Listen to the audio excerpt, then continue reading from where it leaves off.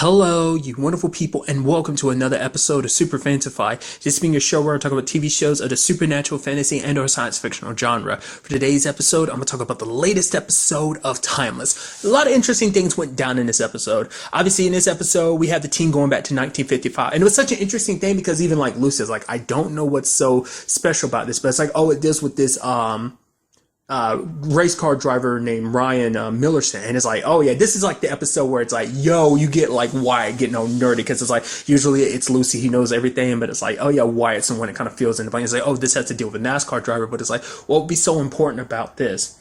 And just I love that he is just kind of like nerding out, especially when he meets Wendell and stuff. Like he's like, yo.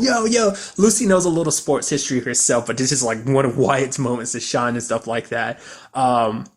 But it's a very interesting aspect to this episode that it brought up something I didn't even really think about last episode. But it turns out it's like, oh, Ryan, they must be targeting him. But for what? Does he do something important? Does his child end up doing something? It's like, no, Ryan himself is a sleeper agent. And it's like, whoa. And even why? It's like, no, that can't be. Like, I have memories of him like being so influential to NASCAR where it's like, oh, yeah, because he was a plant in the whole thing. And it's like, holy crap, that's crazy to think about. Because it's something like I didn't even think of, because the thing I didn't think about was because last season, that was kind of a part of last season too, is like the fact this time would change, but they'd be in transit when a lot of that, like a lot of the after effects were happening. So by the time they came back to the present, like, oh, that new timeline had shifted in and no one else remembered, but they did because they were in transit while things were happening. So they remembered how things were and how they are now. But it's like this time is different because all this stuff is actively happening while they're in the present day. They're being affected by it too, because there's so much stuff happening in its timeline at the same time before they can even make a move. Stuff is already happening. So this is an incident. It's like for like why it's like I remember this so clearly, just like a lot of stuff from season one. They're like, really, it went down like that? But it's like we remember it so clearly. It's like, well, no, this is how things were before things changed. So it's so interesting to see it not just only hit everyone else that's not part of this time travel.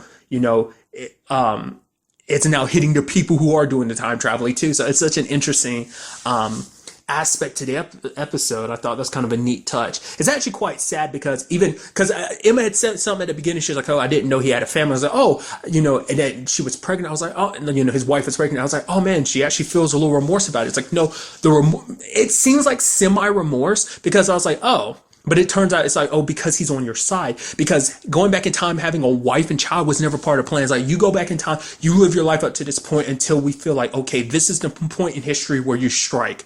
That's what it was. Like having a child and child and a wife was never part of the plan. And that's super sad. At first, he tries to pretend like it doesn't matter, but Emma's like, yeah, if you don't do what you're supposed to, I'm going to kill your wife. And it's like, man, she's cutthroat and heartless. But at the same time, it's like there is a part of her you probably think like she is a little sympathetic because she's like, well, that is your wife and child. But at the same time, that's not part of the mission. It's like, because she kept being like, are you still dedicated to the mission? Like, Emma is hardcore dedicated. She's in like this is kind of a group of fanatics. So it's kind of a cult in its own sense. So it seems like she's the most invested in everything. So to be fair, you wouldn't think that when you look back at season one, you wouldn't think like, oh, Emma's the most cutthroat. But to be fair, that was just all part of her plan to make it seem like she was there to kind of help take down Rittenhouse. And it's like, nope, she was just playing a role, So she's kind of like the heavy hitter and stuff. But it's that situation of like, well, I'm willing to do whatever it takes to kind of get things done. I guess it's just not important enough to kind of, I don't know. Like last time we see her, after Wyatt, unfortunately has to kill Ryan, we see his wife come up to him. Like Emma's there, but there's no telling if Emma killed her or not. Probably just a situation of whatever, do whatever you need to, which I'm surprised that doesn't have effects or anything like that. It's like, well, she's carrying a child of a man from the, present day, but to be fair, that doesn't really have any correlation. It won't have any effect on their child per se. So it's just going to be like a normal baby or whatever. It's still kind of sad just that things kind of played out like that, which does beg the question, like, because stuff is ingrained in like Wyatt's mind, for example, like what was the plan though? Like obviously they're going to take out a lot of like big time like motor vehicle like heads of industry. But was it going to be like, oh, he was going to blow himself up, or was he going to get out of the car before it exploded or whatever? Because it's like he's supposed to be sacrificing himself. But obviously Wyatt remembers him as being a big time. I don't know. maybe that's supposed to mean that at some point in time he didn't actually go through with it because of his wife and child. Because it did seem like he was second guessing things. So I was wondering, like, oh, will he kind of pull this out? Will he kind of step back from it? Sadly, he didn't. I mean, that's mainly because Emma was there to kind of force his hand. Maybe that's why Emma came back specifically, because she knew that he doesn't do it what he was supposed to. So it was kind of, she came back to make sure that he did, died for the cause type of thing. So that's kind of crazy. I did appreciate all that ending stuff where you have like Wyatt kind of like driving and the music at end. And he gets super into it at one point. You even see Rufus look at him because he's up there laughing, and he almost at the very end of it, you see him and Lucy laughing. You almost have Wyatt. I mean, you have Rufus being like, "What are you laughing about? That was super dangerous. We could have all died." But nevertheless, I also appreciate Rufus in this episode when they meet Wendell. He kind of gives him Wendell the nod, and Wendell's like, "Why are you doing that?" It's like, nothing. And even Lucy and Wyatt are like, "Why did you do that?" It's like, it's the thing you do when you meet, when you're the black guy, you meet the other black guy, you just give him a nod. He does it twice. And even though the second time, Wyatt's like, Wendell's like, "Why are you doing that?" But then by the end of Wendell does it, he's like, you have Rufus like, "Oh, you're catching, don't worry, that's going to catch on sooner or later." So it's kind of sad to hear about Wendell's situation, because it's like he doesn't get the respect he does. Like, people aren't even willing to acknowledge like his win, because he ended up giving him third, even though he clearly made it in first place. But even Wendell himself is like, "Yeah, you think I don't notice? They know that they won't give it to a black guy." It's like, I'm not thick-headed, but it's like, I'm gonna do what I need to do. Even if they ain't gonna give me the win, I'm gonna do it because this is what I want to do. And it's like, you can't help but be inspired by that. Just feel good of like, yeah, man. It's kind of one of those things that kind of like, fuck what anyone else thinks. You do you. You know that you worked hard and you got this win and you deserve it, whether anyone else is willing to acknowledge it or not. We also learned quite a bit about Wyatt in this episode too. From when we found out that he used to kind of run illegal stuff across Texas. Back when he was like 15. So him and Wendell have that in common. It's like Wendell smuggles moonshine, and it's like, you have Wyatt being like, "Yeah, I smuggle stuff." It's kind of slightly more illegal and stronger than moonshine. But we ended up also finding out a little bit more about his home situation too. That basically the reason why he's so good with cars is because his dad would basically beat him and then like basically throw him to basically, "Hey, fix this car. You're not going home until you fix it." So that's why he knows cars so well. And his dad would just like sit there, drink, and laugh at him. It's like, man, obviously that's not something he would probably have normally shared. And so you can tell Rufus, I keep doing that. You can tell that Rufus and Lucy like overheard that conversation. So he kind of ran away from home by stealing his dad's car. I assume that after that he just left and never, obviously he crashed a car in I think he said like, a riverbank or a ditch or something like that. So he never talked about really going back to his dad. I can only assume like he just ran away and just never came back. We don't know where his mom was in that situation. I can only assume she died. I don't know. I don't think he ever he never brought her up in season 1. So that's kind of an interesting. That's still a side of his family we don't know about. Same thing for Rufus. We don't know anything about Rufus's dad. I can only assume he's not in the picture because he might have died too. All that we know about is his mom. It's just, his mom and his little brother. But that same situation with Wyatt kind of got Lucy thinking about things. It's like, wow, your dad was kind of a terrible. It's like, yeah, good thing you never looked up to him. But it's like, he's like, I did. Like, no matter what kind of person he was still my dad. Even to the point that Wyatt was like, yeah, at the time, I kind of blamed myself for like everything he was doing to me. It was like, I blamed myself. I thought it was my fault. But it's like, obviously that was all on his dad. Just whatever situation his dad was going through, that was it, and it kind of puts things in perspective for Lucy, because it's like, she used to think the world of her mom. Let's not forget, Lucy used to strive, like live in her mom's shadow and strive her best, because that was even the stuff she brought up last season about like Amy trying to get her out of their mom's shadows. Like, you don't have to follow your own dreams, go down your own path. But she was so intent on following her mom's path and being just like her mom, that I think that's why this whole situation hit her even harder, because she idolized her mom, obviously. But it does make things better that Wyatt, I thought that was kind of a nice perspective. Wyatt kind of put things in of like, because you do know that about your mom, you can just let go. You don't have to strive to be that perfect girl anymore. You can just go down your own path, see your mom for who she is, but then kind of go down your own path, live your life for yourself for once. Because now you see like, oh, like my mom's not someone who should be idolized. Which, to be fair, we still like, I think there's still always going to be a part of Lucy that wants to save her mom. It's like try and change her mom's mind about this. Maybe it might be a possibility. Who knows? Because it's something Lucy also hasn't talked about, like what exactly went down in those 6 months she was gone. Like she still won't talk about it. Even like Gia catches her like staring off in the at the ceiling, just probably contemplating a lot of that, like everything that she knows now, what she went through. We only got a little window into that last episode, so. And speaking of Gia, it did seem like we are getting a slightly clearer view of what's happening to Gia because she saw those burn marks on Rufus, but she was kind of like, no, it's not real, it's not real. But then later on, like Rufus got burned in the past, and it's like, oh crap. So Gia's whole situation isn't like, oh, she's seeing like me. I was thinking before, maybe it's a situation of her seeing a potential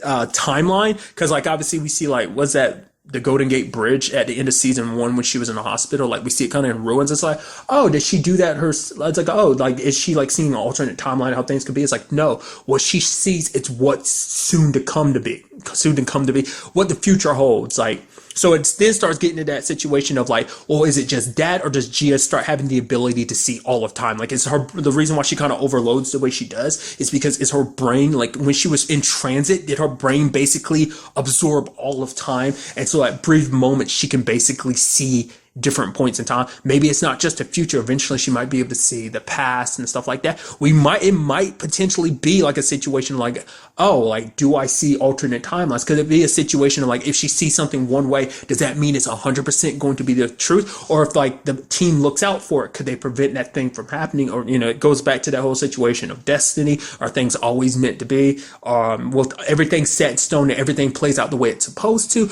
Or can you deviate from certain situations like that? That's always kind of something that kind of gets brought up in storylines like this. I mean, in particular, time travel stories, it's always something you have to think about. Like, is everything predestined or not? Do we make our own destinies? Do we make our own fate type of thing? Or are things, no matter what twists and turns you make, everything will ultimately always lead to this one destination? It's kind of, one thing to think about.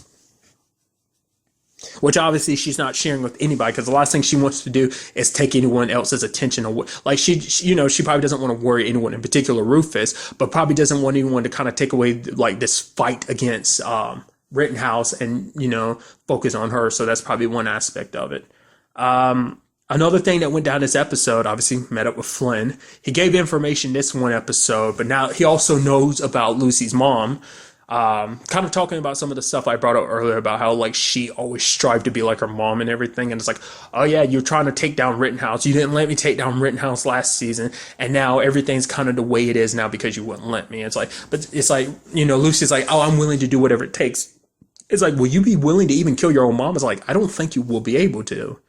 And that's that hard decision. So that's definitely something we're going to be getting back to soon enough is Floyd, because amongst all of them, he is the one, he's been hunting Rittenhouse the longest, so obviously he knows the most.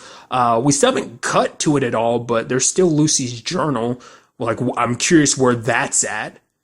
I would assume like Christopher and them like took that like when he was arrested, not unless they let him keep it. I don't know if it was is anything they felt was dangerous that they needed to take from him. So maybe, I don't know, maybe it's in some evidence locker somewhere. I don't know. We'll have to wait and see on that. And then finally had the whole situation with Mason. We do get a little bit more of a look into his situation. He's going a little stir crazy. He wants to kind of rebuild his empire. It's like, oh, I've taken the blame. I'm like had to sacrifice my wealth. Even Christopher's being like, so you had to live like us for a little, like kind of like a normal person for a little while we fight this mission. But for Mason, it's like, no, I need to go back. I need to fix things so that I can have a life to go back to when this is all eventually all said and done.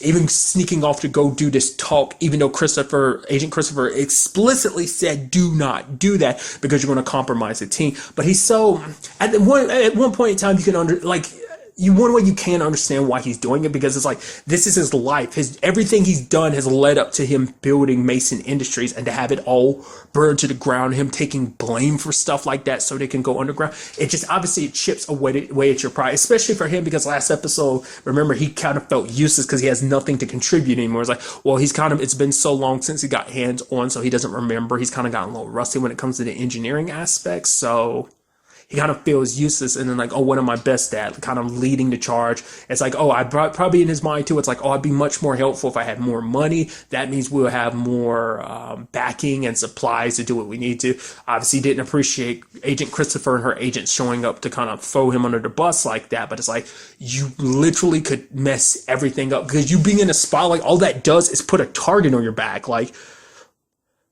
maybe, Rittenhouse might not feel the need to come after you, or maybe they'll do it just so, they could capture you and torture you and try to get the information out of you. I'm sure that's a big part. Probably something we'll see later on, because I doubt, that's kind of Mason's biggest issue is his pride. So I'm interested to see like where he goes. This situation isn't done yet. I'm curious to see what they end up doing with Mason this season.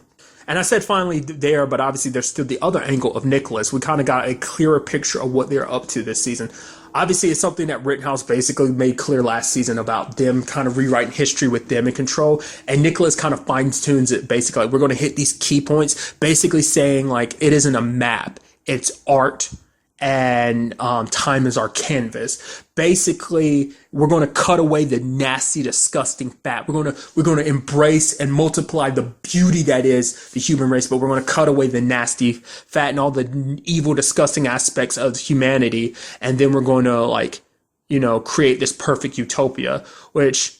Obviously, what we saw at the end of season 1 with Gia's mind, when she was slipping into that other time, kind of puts it like, well, obviously things must not go that well for whatever it is you're up to, Because Nicholas seems a little, not even, like, combination of crazy, but also, like, give me this, give me that, like, just kind of like a pampered child. That's why even Emma was kind of like, I don't know about this. Is he really ready to lead it? And it's like, nope, he's kind of shown that he is, so...